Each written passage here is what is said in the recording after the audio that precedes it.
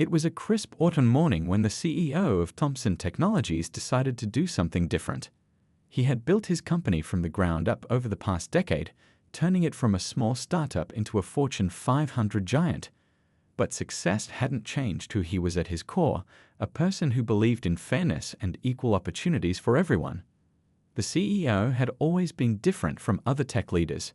Using a wheelchair since childhood hadn't stopped him from achieving his dreams, but it had given him a unique perspective on life. Most of his employees had never actually met him in person. He preferred working remotely, handling most meetings through video calls where people focused on his ideas rather than his disability. But lately, something had been bothering him. He'd been receiving anonymous emails from job applicants describing unfair treatment during interviews. Some mentioned discriminatory comments, others talked about being dismissed despite perfect qualifications. These stories kept him up at night, making him wonder what was really happening in his company's hiring process. Maybe it's time I see things for myself, he thought, looking at his reflection in his home office window.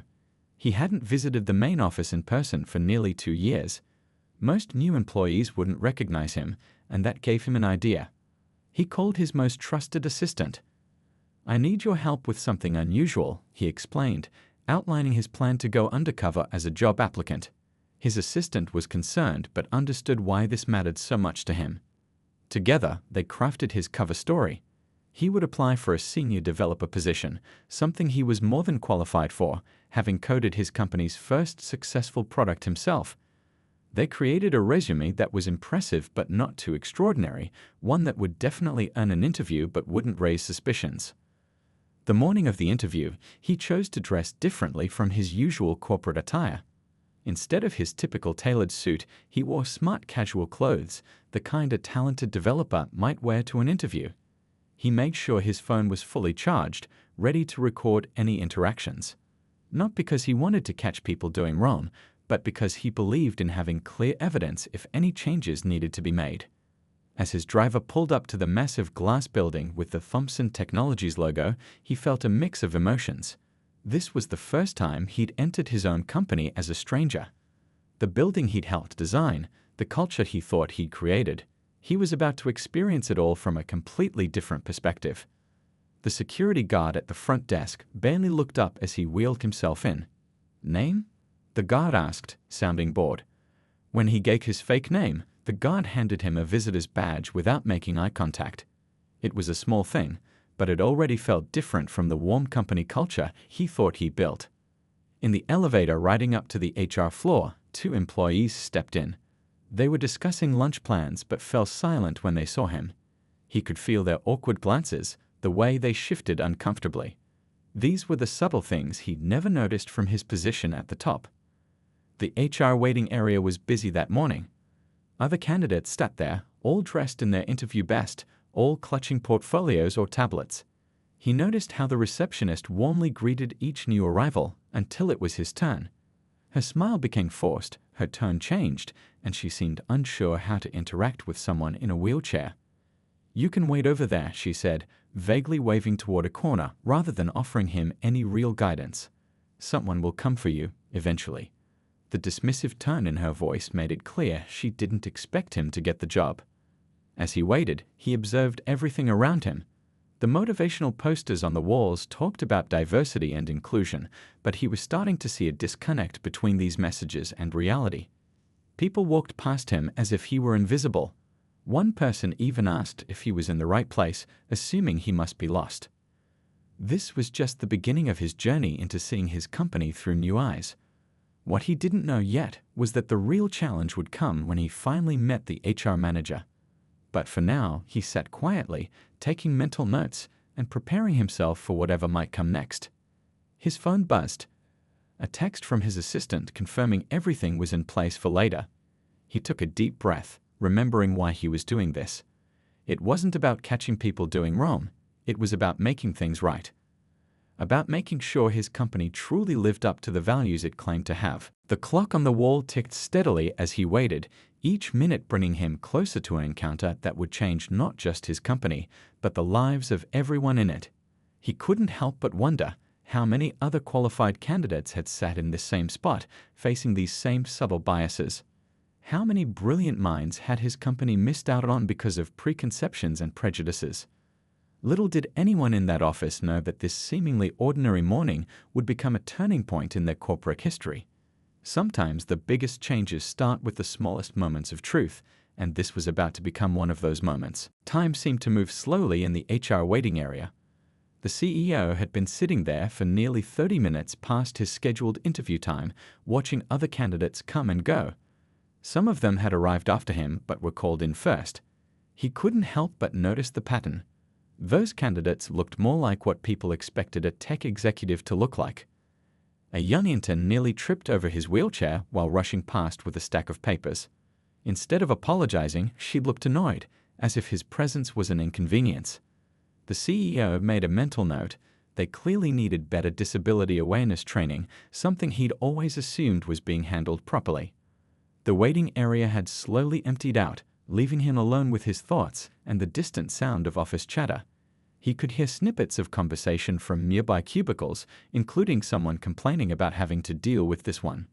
The words made his stomach tighten, but he remained composed, just as he had during countless challenging business negotiations. Finally, after 45 minutes of waiting, the HR manager emerged from her office. She was talking on her phone, holding up one finger to indicate he should continue waiting. He watched as she finished her conversation, took a sip of coffee, and chatted with two other employees before finally acknowledging his presence. "Oh, you're still here," she said, her tone suggesting surprise mixed with disapproval.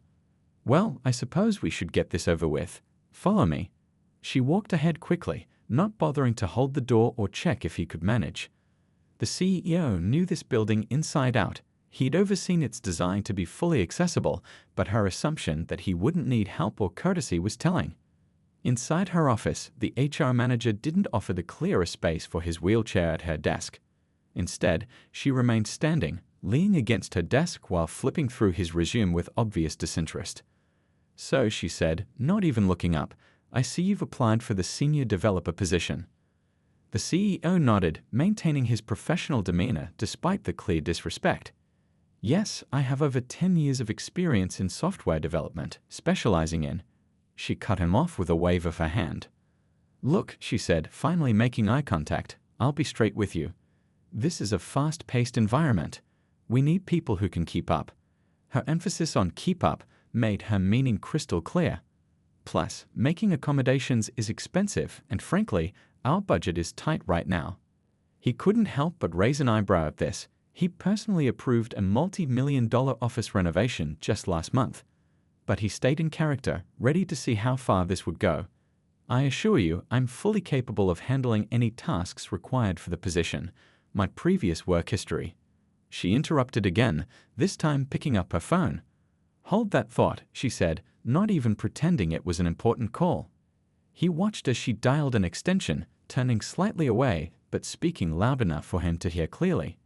"Hey," she said into the phone, "you won't believe what I'm dealing with right now." She gave an exaggerated eye roll. "Yeah, another diversity hire one-up. This one's got the double whammy, you know what I mean." She laughed at whatever response came from the other end. The CEO sat there, recording everything on his phone, his expression neutral but his mind racing. This wasn't just bad HR practice, this was everything he'd fought against his entire career. He thought about all the other candidates who might have sat in this same chair, facing this same treatment, but without the power to do anything about it. The HR manager ended her call and turned back to him with a fake smile. "Now, where were we?" "Ah, yes, I was about to explain that while we appreciate your interest, we're looking for someone who can really contribute to our team dynamic. Someone who fits our company culture." The irony of her words wasn't lost on him. He'd spent years building a company culture that was supposed to be about innovation, inclusivity, and judging people solely on their abilities. Yet here was someone actively undermining those values, using company culture as a shield for discrimination. He noticed she hadn't even bothered to open the portfolio he brought, which contained examples of his coding work. She was already reaching for a standard rejection letter from her desk drawer, clearly having made her decision the moment she saw him. The office walls were covered in company awards for workplace excellence and diversity initiatives, awards he proudly accepted on behalf of the company. Now they seemed to mock him as he watched this display of prejudice unfold. But he knew this moment would lead to change. Real, lasting change. Just as the HR manager was about to hand him the rejection letter, her office phone buzzed. She ignored it at first, but it buzzed again, more insistently. Little did she know, but the next few minutes would completely transform her understanding of what had just transpired in her office. What happened next would not only change her career trajectory, but would spark a revolution in how the company approached hiring and workplace culture. The CEO sat patiently, knowing that sometimes the best lessons come from the most uncomfortable moments. The office phone kept buzzing persistently. The HR manager's annoyed expression grew deeper with each ring. Finally, she snatched up the receiver, clearly frustrated at the interruption of what she thought would be a quick rejection. "I'm in the middle of something," she snapped into the phone. But her irritated expression quickly changed to confusion. The CEO could see the color slowly draining from her face as she listened to whatever was being said on the other end of the line. The CEO's assistant, there must be some mistake. Her voice trailed off as she looked down at some urgent messages popping up on her computer screen. Messages about an important company-wide announcement that was about to happen. The door to her office suddenly opened. A woman in a crisp business suit walked in, tablet in hand, professional demeanor unwavering. The CEO recognized her immediately, his trusted executive assistant of 8 years. She'd been waiting for his signal, ready to help reveal the truth. "Sir," the assistant addressed him directly, purposefully ignoring the HR manager's presence. "The board members are waiting for you in the main conference room. Shall I tell them you'll be there shortly?" The HR manager's jaw dropped. Her eyes darted between the CEO and his assistant, then to the company leadership photos on her wall, photos she should have studied more carefully. The realization of what was happening hit her like a physical force, and she had to grab her desk for support. Yo, she stammered, unable to complete the sentence. The CEO finally allowed his professional mask to shift slightly, revealing the authority he usually carried. "Yes, I am the CEO of Thomson Technologies, the same company where you just spent the last hour demonstrating exactly how not to conduct an interview." His voice wasn't angry, it was disappointed, which somehow made it worse. He pulled out his phone, stopping the recording he'd been making. "I've been receiving disturbing reports about our hiring practices. I decided to see for myself if they were true. Unfortunately, they didn't even capture the full extent of the problem." The HR manager sank into her chair, her earlier confidence completely evaporated. "Sir, I can explain," she began, but he held up his hand. "What's there to explain?" he asked quietly. "That you think people with disabilities can't keep up. That making legally required accommodations is too expensive for a Fortune 500 company. Or perhaps you'd like to explain that phone call you just made, mocking a job candidate to your colleague." The assistant placed a folder on the desk. It contained printouts of all the complaints they'd received about discriminatory hiring practices. The HR manager stared at it, her hands trembling slightly as she realized the full scope of what was happening. "I built this company from nothing," the CEO continued, his voice level but intense. "I did it from this wheelchair that you seem to think makes me less capable. I did it while people like you were telling me I couldn't keep up. And I built it with one core belief, that talent and ability come in all forms, and everyone deserves a fair chance to prove themselves." He wheeled himself closer to her desk, making direct eye contact. "Do you know why I'm so successful? Because I'd learned early on that the biggest disability isn't physical, it's the prejudice that people carry in their minds. The assumptions they make without ever giving someone a chance." The office had grown eerily quiet. Through the glass walls, people had started to notice something was happening. A small crowd of employees had gathered, watching the scene unfold. "Sir," the HR manager tried again, her voice barely above a whisper. "I'll pack up my office immediately." But the CEO surprised her by shaking his head. "No, that would be too easy. Running away from this won't solve anything. Instead, you're going to help fix the problem you've been part of." He turned to his assistant, who immediately handed him another folder. "This is our new company-wide initiative on inclusive hiring practices and workplace culture. You're going to help implement it. Every step of the way, you'll work with our diversity consultants to understand exactly why your actions today were not just morally wrong, but bad for business. The HR manager looked stunned. "You're not firing me?" "No," he replied firmly. "Because this isn't just about you. This is about changing a mindset. And sometimes the best advocates for change are the ones who've had to face their own prejudices head-on." He began moving toward the door, then paused. "Oh, and about that tight budget for accommodations. I'm doubling it. In fact, I'm calling an emergency board meeting right now to discuss a complete overhaul of our hiring practices and workplace accessibility." As he reached the door, he turned back one final time. "I expect to see you in the main conference room in 15 minutes. We have a lot of work to do, and it starts today."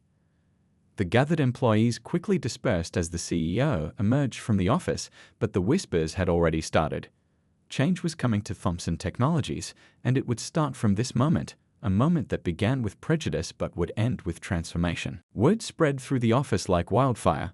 Within minutes, everyone knew that the CEO, the man who had built their company from scratch, had been discriminated against by their own HR manager. The mood in the building shifted dramatically as people tried to process what had happened. In the main conference room, the executive team gathered quickly. Some looked nervous, others embarrassed. They'd all seen the company's diversity statements and inclusion policies. They'd all nodded along during training sessions. But now they had to face an uncomfortable truth. They'd let their CEO down by not ensuring these policies were actually being followed. The HR manager arrived exactly 15 minutes later, as instructed. Her usual confident stride was gone, replaced by hesitant steps. As she entered the room, conversation stopped. She felt every eye on her, but the CEO gestured for her to take a seat near the front. "Play the recording," the CEO instructed his assistant. The room fell silent as his interview experience filled the speakers. People winced at the HR manager's dismissive tone, gasped at her phone call, and shifted uncomfortably in their seats as they heard their colleague openly mock a person she thought was just another job applicant. When the recording ended, the CEO spoke. "What you just heard isn't an isolated incident." He nodded to his assistant, who began distributing folders to everyone present. "These are complaints we've received over the past year. Qualified candidates rejected for questionable reasons. People with disabilities being dismissed without fair consideration. Subtle discrimination that's been happening right under our noses." One of the board members, an older gentleman, cleared his throat. "Sir, we had no idea this was happening. The quarterly reports showed we were meeting all our diversity targets." "Numbers on paper," the CEO interrupted, his voice firm but not unkind. "We've been checking boxes instead of changing minds. Today, that changes." He wheeled himself to the center of the room. "I didn't build this company by listening to people who said I couldn't do something. I built it by proving them wrong. Every person who walks through our doors deserving a fair shot at joining our team should have the same opportunity." The HR manager, who had been staring at her hands, finally spoke up. Her voice was shaking, but she forced herself to continue. I don't know what to say except that I'm deeply ashamed. I spent years thinking I was doing my job well because our diversity numbers looked good on paper. But today, I saw myself through your eyes and I'm horrified." The CEO nodded, acknowledging her words. "Good. That horror you're feeling? That's the first step toward real change. Now let me show you what we're going to do about it." A presentation appeared on the large screen behind him. "This is our new initiative, Real Inclusion, Real Change. Not just policies on paper, but actual transformation in how we hire, how we work, and how we think." The plan was comprehensive. New hiring panels that would include diverse voices, mandatory bias training that went beyond simple checkboxes, a complete overhaul of the interview process, but most surprisingly, a new position, Chief Diversity Officer, with real power to make changes. And, the CEO continued, looking directly at the HR manager, "You're going to help implement every single piece of this. You'll work directly with our new Chief Diversity Officer. Your experience today will help us identify and eliminate the subtle biases that have crept into our system." One of the younger executives raised her hand. "Sir, won't this be expensive? The new training, the programs, the personnel." The CEO's response was immediate. Yes, it will be. And it will be worth every penny. But let me ask you this. How expensive is it to lose brilliant candidates because of prejudice?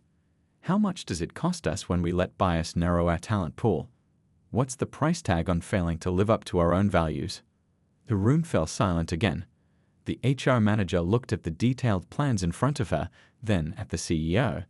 Why? She asked quietly. Why give me another chance after what I did? The CEO's response would become one of the most quoted lines in company history. Because real change doesn't come from punishing people for their mistakes. It comes from giving them the chance to learn from them and do better. That's what we're going to do here, all of us together. As the meeting continued, phones began buzzing around the room. Word had gotten out to the press. Social media was lighting up with the story. But unlike most corporate scandals, this one was different. This wasn't about hiding mistakes. It was about facing them head-on and making real changes. The CEO looked around the room at his leadership team. Some still looked uncomfortable, others determined. Change wasn't going to be easy, but then again, nothing worth doing ever was. The real work was just beginning. The news spread beyond the company walls faster than anyone expected. By late afternoon, reporters had gathered outside the building, all trying to get the scoop on what was quickly becoming a viral story. Social media was buzzing with different versions of what had happened, but nobody had the full story yet. Inside, the CEO sat in his office, watching the scene unfold through his window. His assistant brought him a cup of coffee and the latest social media updates. "They're calling you a hero," she said, showing him some of the trending posts. "People are sharing their own stories of workplace discrimination. It's becoming a movement." He shook his head slowly. "I'm not trying to be a hero. I just want to fix what's broken." He turned away from the window and wheeled himself to his desk, where the HR manager's recorded interview played silently on his computer screen. "Call everyone to the main hall. It's time to address the whole company." The main hall filled quickly. Employees from every department crowded in, their usual chatter replaced by nervous whispers. Many were checking their phones, reading the latest news updates about their company. The HR manager sat in the front row, looking both terrified and determined. The CEO rolled onto the stage, and the room fell silent. No video conference this time, no remote communication. This needed to be face-to-face. "By now, you've all heard something about what happened today," he began, his voice carrying clearly through the hall. "Some of you were there. Some of you have seen the news. But I want you to hear it from me directly." He told them everything about the complaints he received, his decision to go undercover, and what he discovered. He didn't name names or point fingers. Instead, he focused on the bigger picture. "Today showed us something important," he continued. "It showed us that having good policies isn't enough. Having diversity statements isn't enough. Even having good intentions isn't enough. We need to do better. We need to be better." He gestured to the HR manager in the front row. "Stand up, please." She rose slowly, visibly trembling.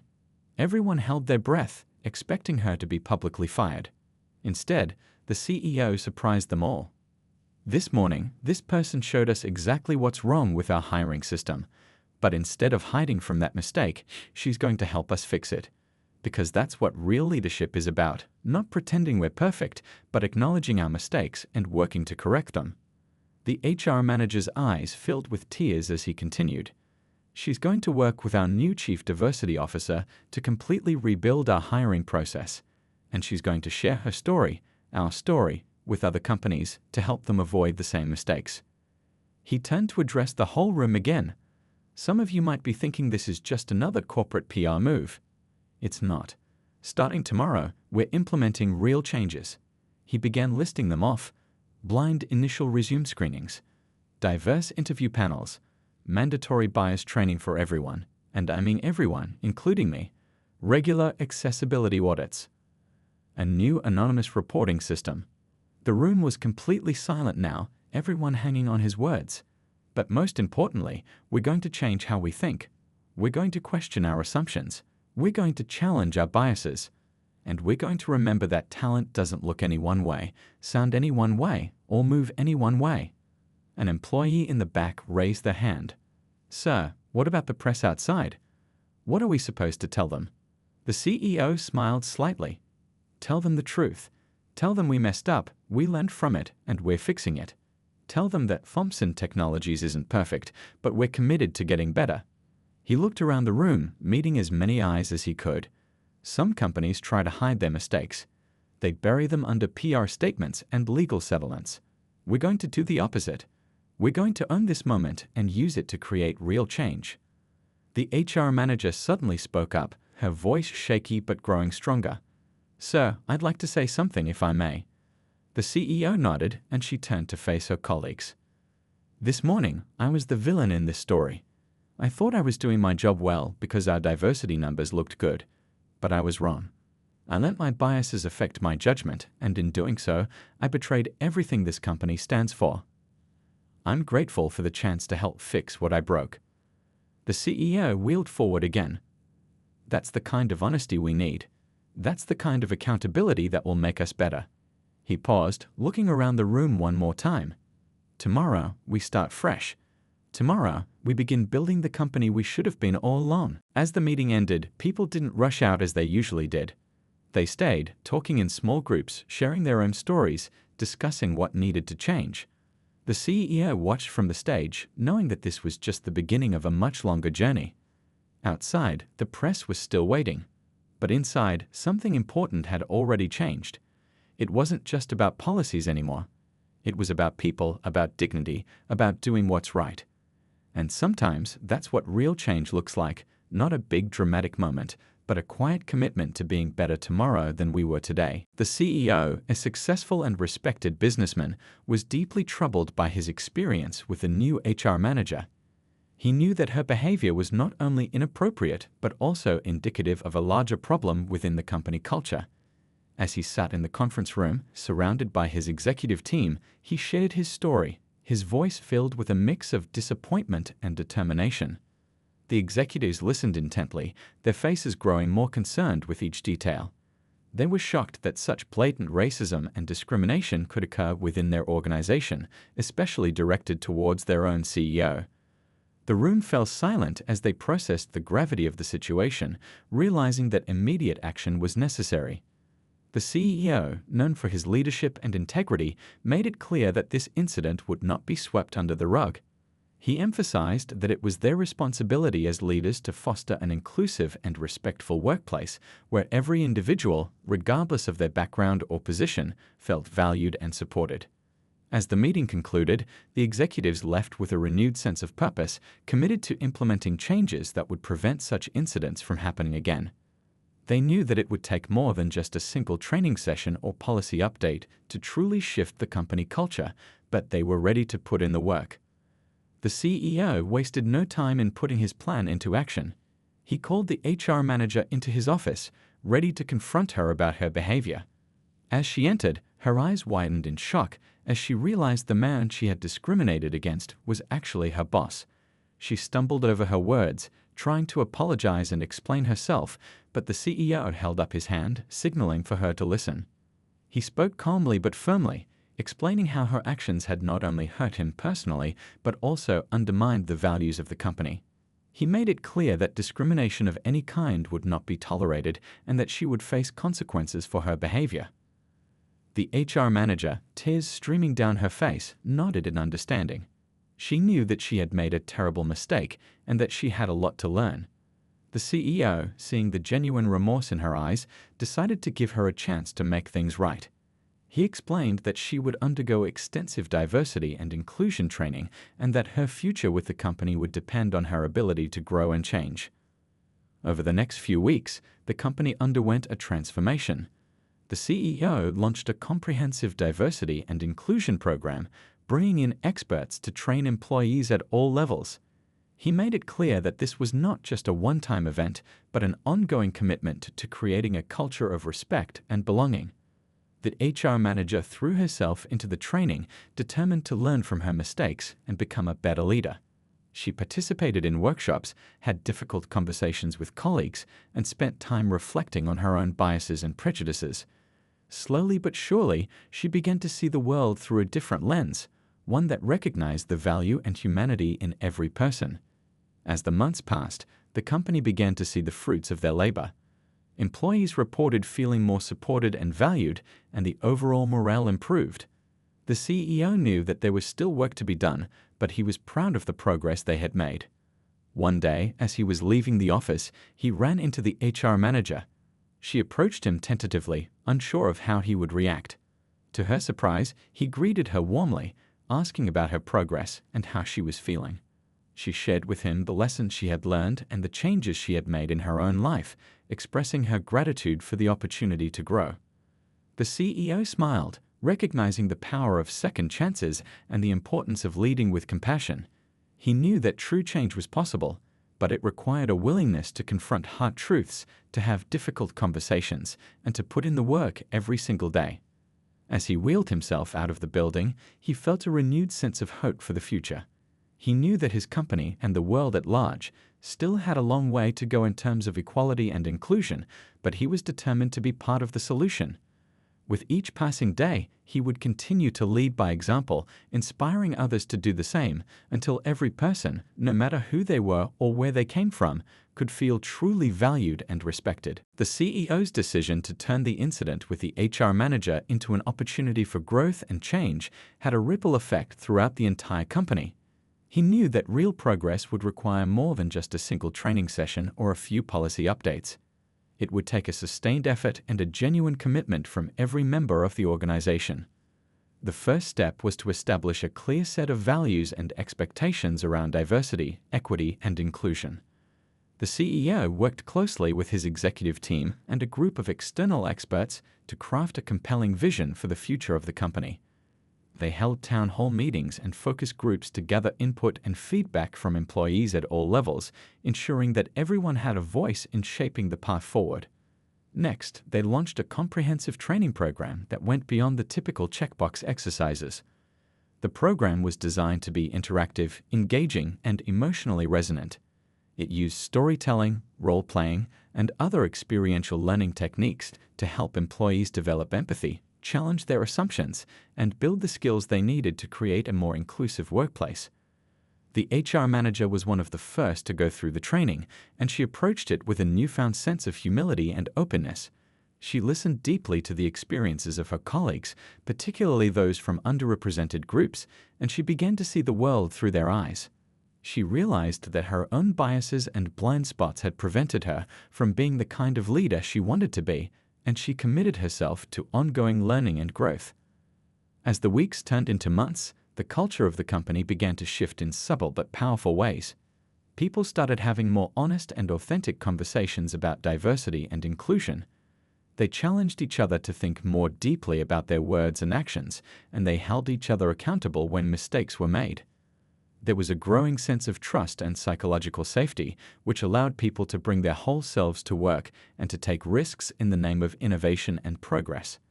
The CEO knew that this was just the beginning, and that there would be many more challenges and opportunities ahead. But he also knew that his company was on the right track. They had the right values, the right people, and the right mindset to create a workplace where everyone could thrive. One of the most powerful moments came when the CEO decided to share his own story more broadly. He had always been somewhat private about his personal life, but he realized that his experiences as a person with a disability and as a member of an underrepresented group gave him a unique perspective and a powerful platform for change. He began speaking at conferences and events, sharing his journey and the lessons he had learned along the way. He talked about the importance of resilience, adaptability, and empathy in leadership, and he encouraged other business leaders to make diversity and inclusion a top priority. His words had a profound impact on people both inside and outside the company. Employees felt a renewed sense of pride and purpose in their work, knowing that they were part of something bigger than themselves. Customers and partners took notice too, and many of them began to see the company in a new light, as a leader in corporate social responsibility and a champion for positive change.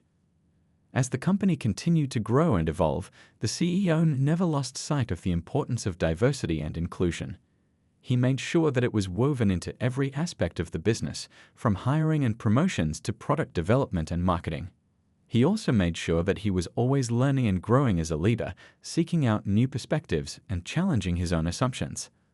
Looking back on that fateful day, when he was discriminated against by the HR manager, the CEO realized that it had been a turning point in his life and in the life of the company.